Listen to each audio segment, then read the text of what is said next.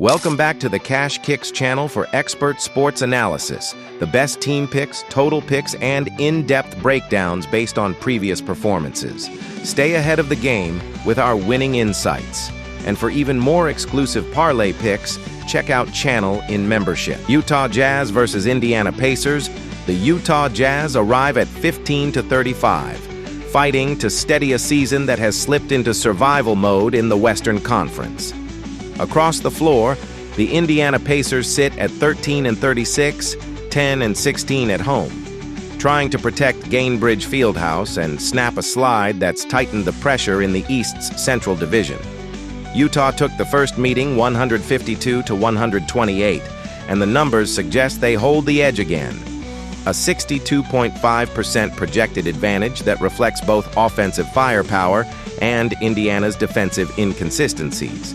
For two teams outside the playoff picture, this is more than February basketball. It's about identity, response, and momentum. Utah plays fast and loud offensively.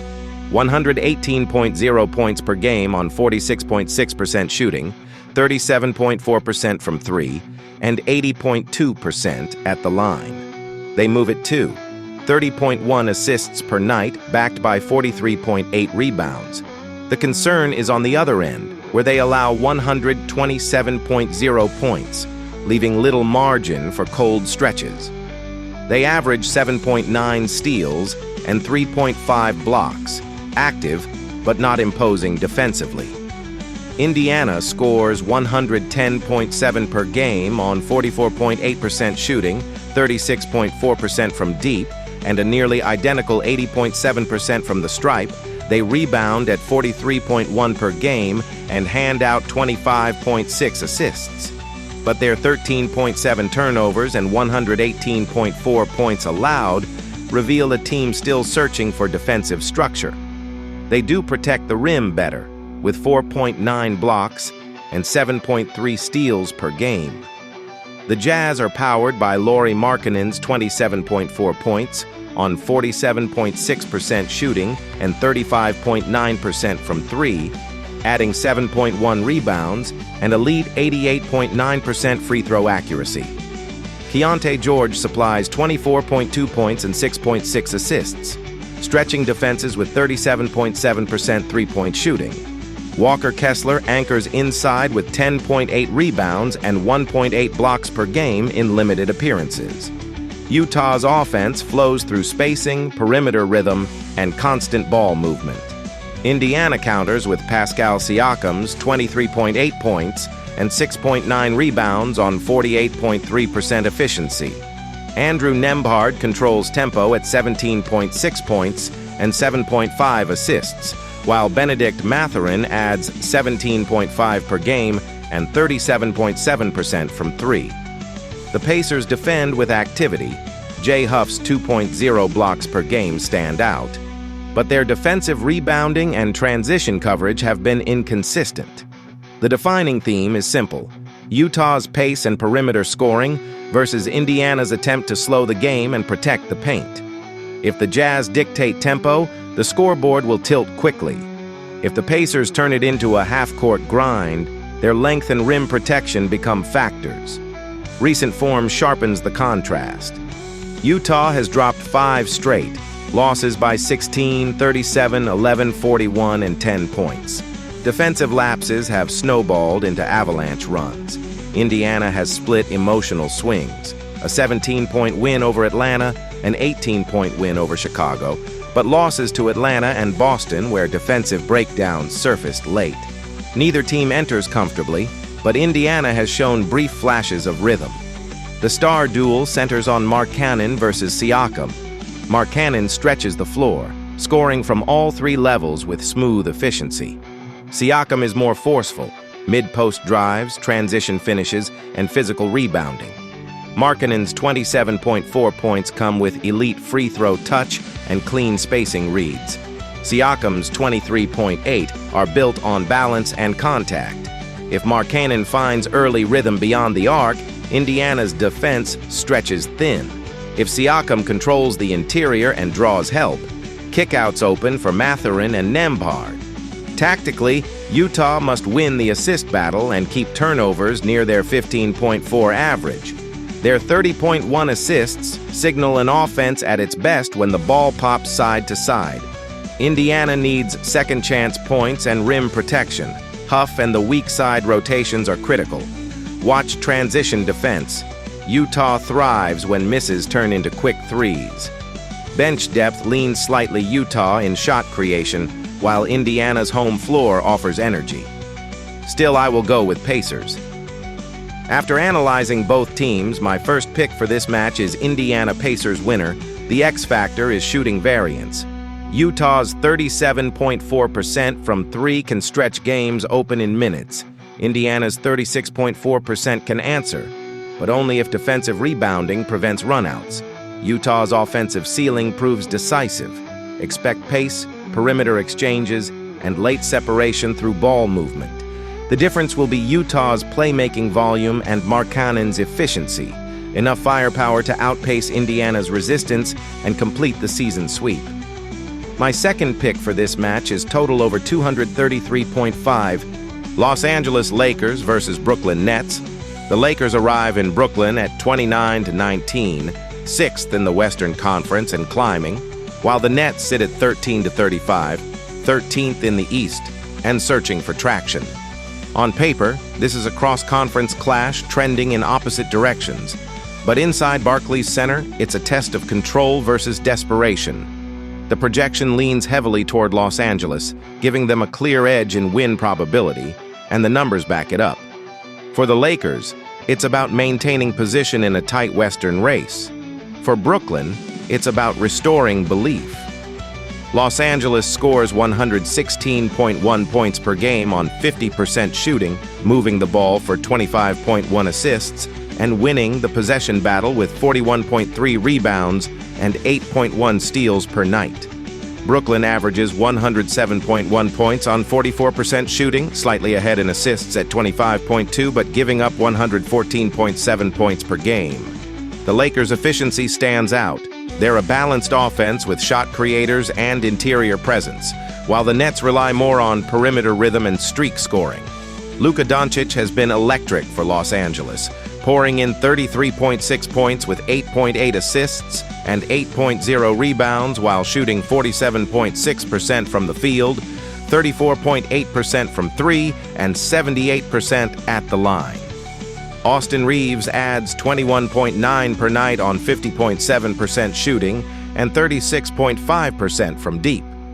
DeAndre Ayton anchors the interior with 13.6 points, 8.5 rebounds, and 1.0 block, finishing at 67.5%. The Lakers defend by committee, producing 4.1 blocks and applying ball pressure that fuels transition. Brooklyn counters with Michael Porter Jr., averaging 25.6 points on 48.2% shooting and 39.8% from three, stretching defenses with confident perimeter shot-making.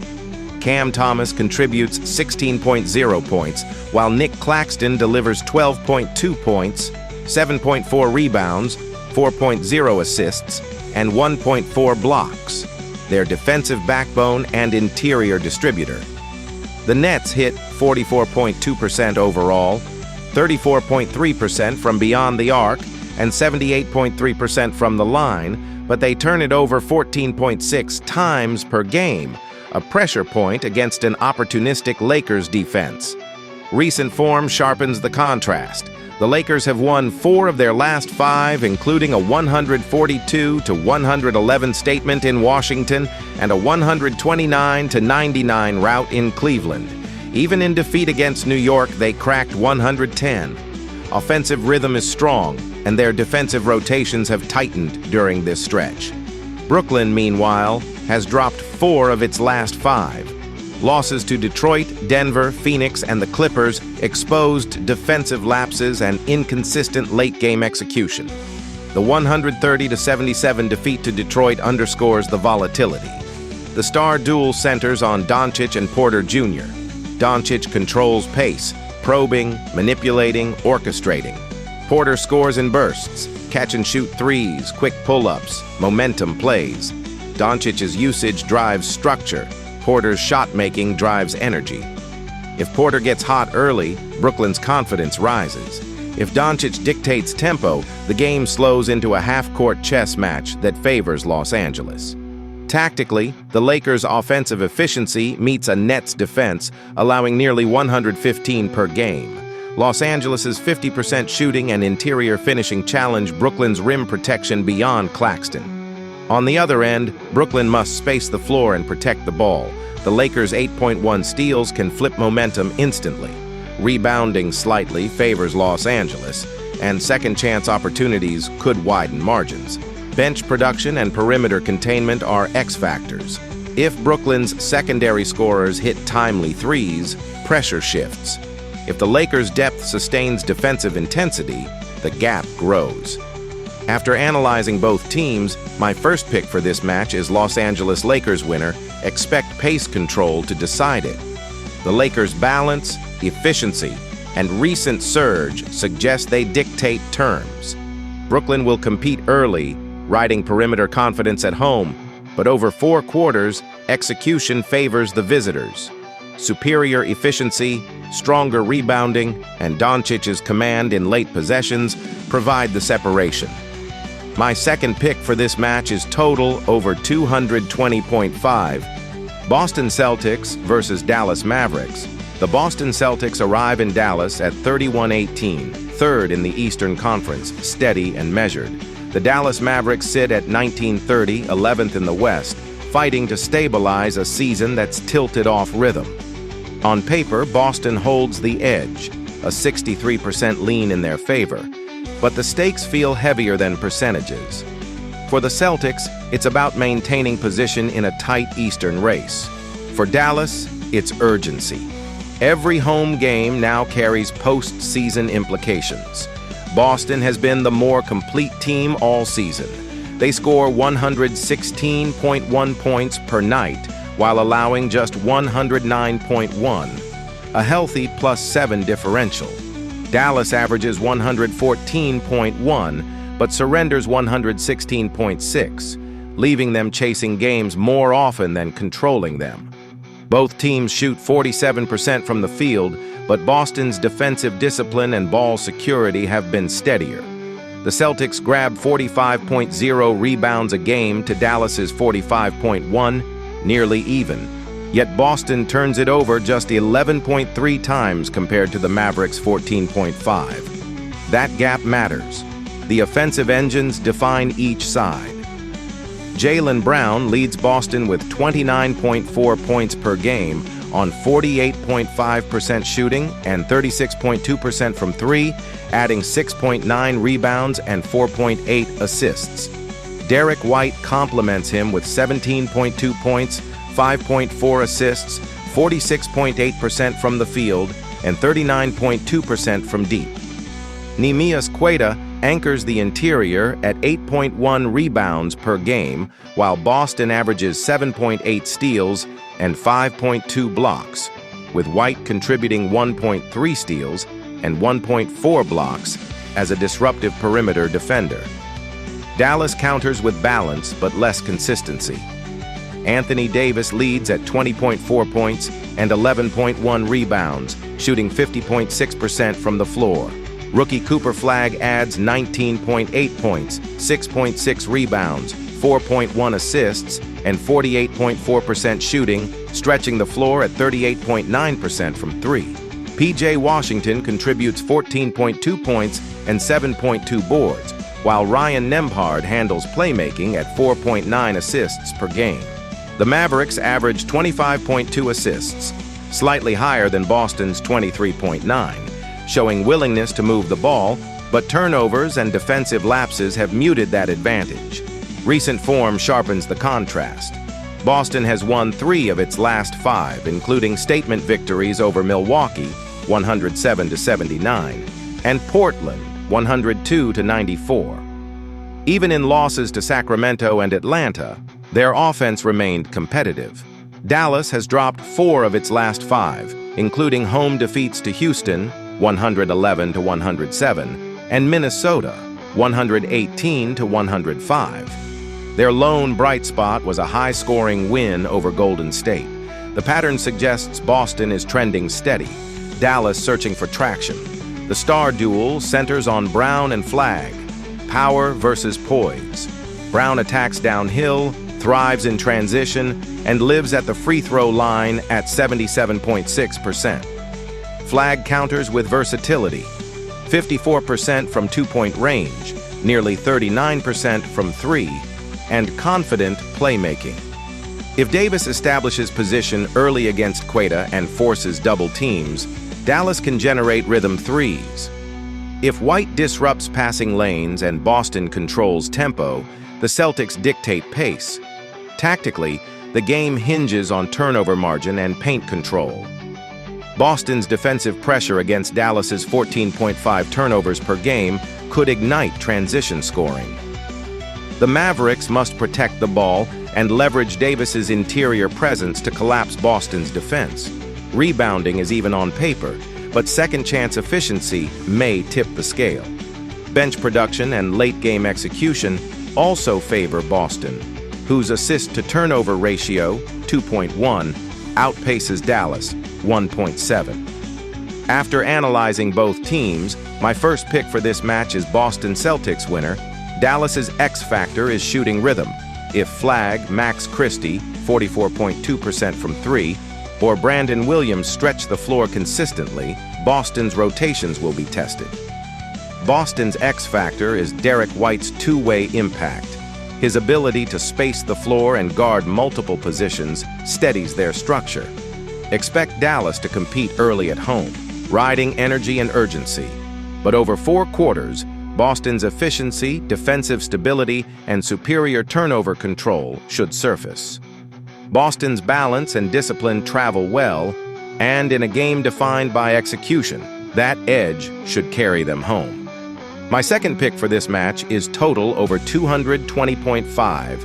Orlando Magic versus Oklahoma City Thunder. The Orlando Magic arrive at 25-23, 8th in the Eastern Conference, trying to steady themselves in the playoff picture. Across the floor, the Oklahoma City Thunder stand at 39-11, first in the Western Conference and building separation at the top. This is more than an interconference matchup. It's a measuring stick. Orlando is fighting to hold ground in a crowded East. Oklahoma City is defending its status as a contender. The numbers lean heavily toward the home side, with the Thunder given a commanding edge in projected win probability. Now they have to prove it. Oklahoma City averages 120.3 points per game while allowing just 108.0. Orlando scores 115.5 and gives up 115.6. That gap tells the story. The Thunder operate with balance and control.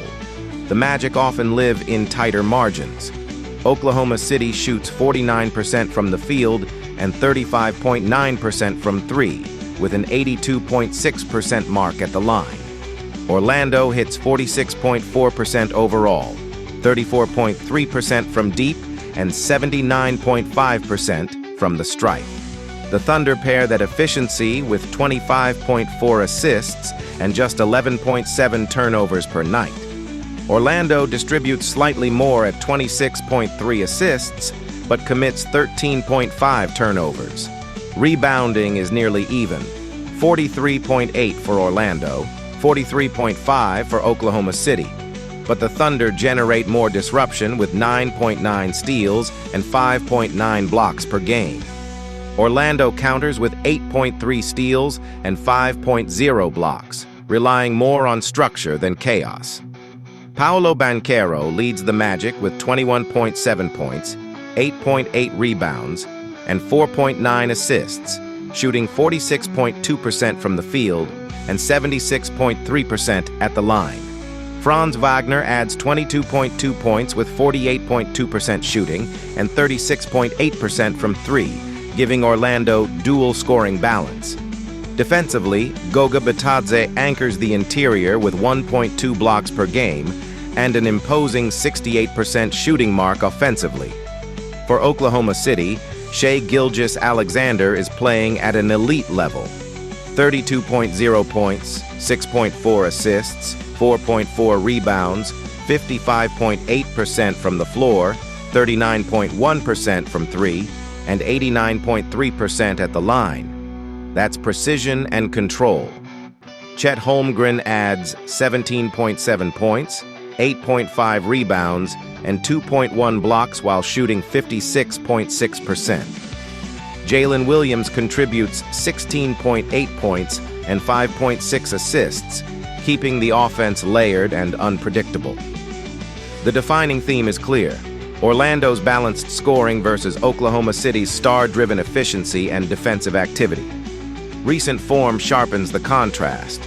The Magic are 1-4 in their last 5, including losses to Cleveland twice and Minnesota, allowing 119 or more points in 3 of those games. They did score 133 in a win over Miami, but consistency has wavered. The Thunder are 3-2 in their last 5, including wins over Denver and New Orleans, and they've held opponents under 105 points in 2 of those victories. Oklahoma City's defensive floor feels steadier. Orlando's results have swung. The centerpiece is Banchero against Gilgeous-Alexander. Banchero attacks with strength and rhythm, operating through contact and creating across the mid-range. His 21.7 points per night reflect volume and versatility. Gilgeous-Alexander, though, is surgical. 32 per game on elite efficiency, nearly 90% at the line, and deadly from deep. One plays through power and patience, the other bends defenses with pace changes and footwork. If Shea controls tempo, Oklahoma City controls the night. If Banchero forces rotations and gets to the line early, Orlando can dictate physicality. Tactically, the Thunder's 49% shooting against Orlando's 115.6 points allowed per game is the pressure point. Oklahoma City thrives in space, with ball movement and downhill drives creating clean looks. Orlando must limit turnovers. Their 13.5 per game cannot fuel transition against a team generating nearly 10 steals nightly. Rebounding is close on paper, but Holmgren's rim protection changes shot selection, and Oklahoma City's perimeter containment can shrink driving lanes. After analyzing both teams, my first pick for this match is Oklahoma City Thunder winner, bench depth leans Thunder, with multiple rotation players averaging between 6 and 14 points. Late-game reliability favors Oklahoma City as well. An 82.6% free throw team with a 32-point closer is built for tight finishes. Orlando's X factor is perimeter shooting. If Wagner and the supporting cast stretch the floor efficiently, they can keep this within striking distance. But the edge is clear: efficiency, defensive stability, a closer operating at MVP pace. Oklahoma City's offensive precision and defensive disruption create separation in the second half. Orlando competes, but the Thunder's balance and late-game control seal it with authority. My second pick for this match is total over 217.5. Philadelphia 76ers versus Golden State Warriors. The lights come up at Chase Center with weight behind every possession. Philadelphia enters at 27-21, fourth in the Atlantic and firmly in the Eastern playoff picture. Golden State stands 27-23, third in the Pacific, protecting home floor in a crowded Western race. The Warriors have taken the first meeting, 99-98, and the underlying numbers lean their way again, with a clear edge in projected win probability. For the Sixers, it's a statement opportunity on the road. For Golden State, it's about defending position and momentum. Philadelphia averages 116.7 points per game, identical to Golden State's 116.7. The difference lives in the margins. The Warriors allow just 114.0 points compared to the Sixers' 115.8, and they move the ball at a higher rate, 28.9 assists per night to Philadelphia's 24.9. Both teams shoot 46% from the field, but Golden State stretches defenses at 36.0% from 3, slightly ahead of Philadelphia's 35.1%. At the line, the Warriors convert 80.1% to the Sixers' 78.3%.